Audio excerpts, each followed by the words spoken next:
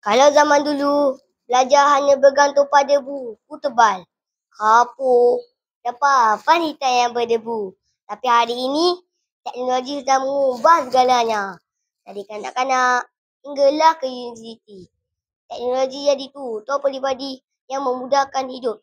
Jadi, mari kita berbicara secara santai, tapi bermakna. Bagaimana sebenarnya teknologi membantu proses pembelajaran kita? 1.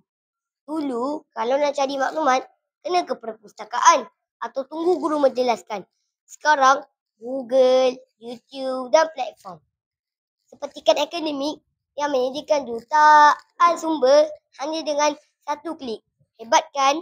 Contoh, nak faham matematik, ada video tutorial langkah demi langkah. Jadi, tiada lagi alasan untuk berkata, saya tak tahu. 2. Teknologi buat belajar jadi menyeronokkan. Contoh, gamifikasi apps seperti Quizizz atau Duolingo. Gunakan elemen permainan ini untuk motivasi belajar.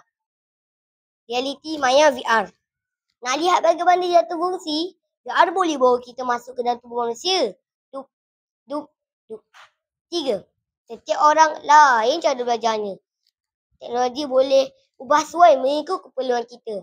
Platform seperti ChatGPT boleh menjelaskan topik sukar dalam pelbagai versi. Kesimpulannya, teknologi bukan sekadar alat, tapi gerakan belajar yang berkuasa. Tapi ingat, penggunaannya perlulah bijak. Jangan asyik scroll media sosial sampai terputus dua asal. Sekian daripada saya. Terima kasih.